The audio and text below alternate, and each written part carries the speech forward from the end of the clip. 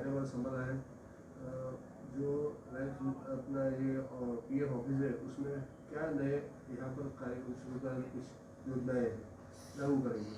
जी, सबसे पहले तो मैं आप सभी का स्वागत करता हूं कि आप लोग एक छोटे से इन्फॉर्मेशन पे आए और हमारे इस प्रेस कवरेज दे रहे हैं।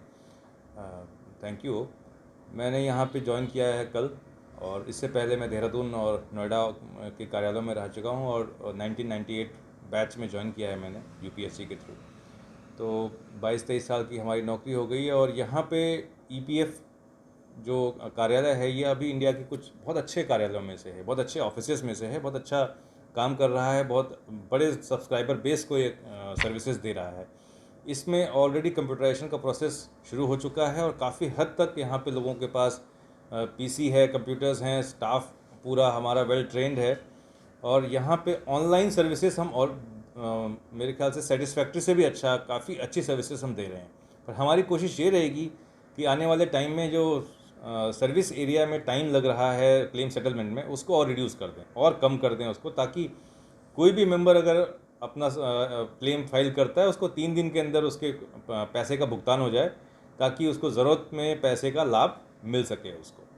दूसरा, हमारी कोशिश ये है कि जो अभी कोरोना टाइम्स में जो बच्चे ऑर्फन हुए हैं, जिनके मदर फादर दोनों ही एक्सपायर हो गए हैं, उन बच्चों को आइडेंटिफाई करना कि उनके पेरेंट्स कहाँ किस फैक्ट्री में काम करते थे, उनका पीएफ का कितना बैलेंस था, उनको आइडेंटिफाई करके उनका इंश्योरेंस का पैसा, उनका पीएफ का पैसा उन तक पहुँचाना, ये एक हमारी प्राथमिकता होगी अभी आने वाले समय में सबसे ज़्यादा।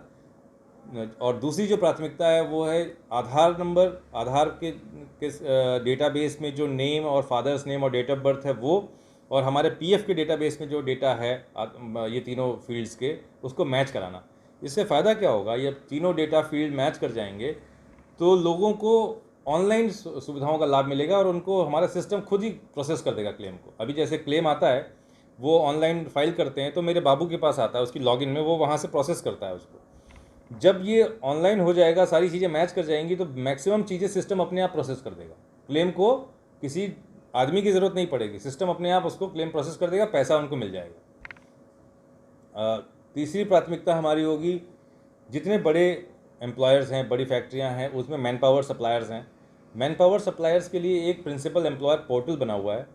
इस प्रिंसिपल एम्प्लॉयर पोर्टल में उनको सभी मैन पावर सप्लायर्स को, कॉन्ट्रैक्टर्स को रजिस्टर करना होता है, ताकि पता चल सके कि कौन सी कंपनी में कौन सा कॉन्ट्रैक्टर है, और वो अपने वर्कर्स का पैसा भर रहा है, नहीं भर रहा है, कंप्लायंस कर रहा है, नहीं कर रहा है, सिस्टम पे हम चेक कर सकते हैं उसको। तो ये हमारा प्रयास है कि वो इंश्योर करें कि जितने भी बड़े एम्प्लॉयर्स हैं, बड़ी फैक्ट्रियाँ हैं, वो जो कॉन्ट्रैक्टर्स को एम्प्लॉय कर रहे हैं, वो लोग प्रिंसिपल एम्प्लॉयर पोर्टल पे अपने सारे कॉन्ट्रैक्टर्स का डिटेल्स, पीएफ नंबर, उनके वर्कर्स का डिटेल्स सब उस पर डालें, ताकि वो वेरीफाई हो सके। अगर कोई कंप्लायंस में कोई कमी है, कोई प्रॉब्लम है, तो वो आइडेंटिफाई हो सके और जल्दी चीज़ों को हम पकड़ सकें और उनके खिलाफ़ कार्रवाई कर सकें।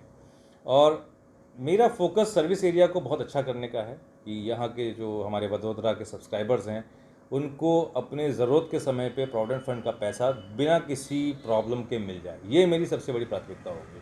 और उनका जो प्रोविडेंट फंड का पैसा है, अगर वो एलिजिबल कंपनी में काम कर रहे हैं जहाँ पे पीएफ लागू होना चाहिए, तो वो उनको मिलना चाहिए, और इसके बीच में कोई आना नहीं चाहिए। उनके पीएफ के पैसे के बीच में और उनके बीच में उनका हक है प्रोविडेंट फंड का बेनिफिट लेना, और उनको वो डेफिनेटली हम दिलवाएंगे।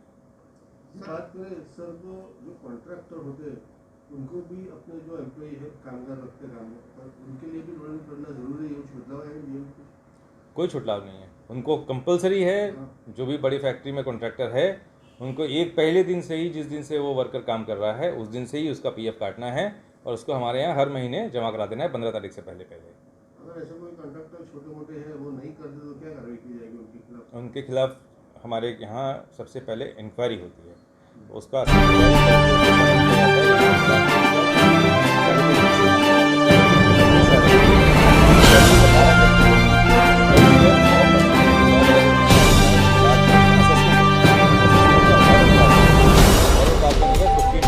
टाइम मिलता है पैसे लेकिन बाद अगर वो पैसा नहीं भरता है तो फिर हमारे यहाँ से उसके खिलाफ कार्रवाई होती है। उसका बैंक अटैचमेंट होता है, प्रॉपर्टी के बारे में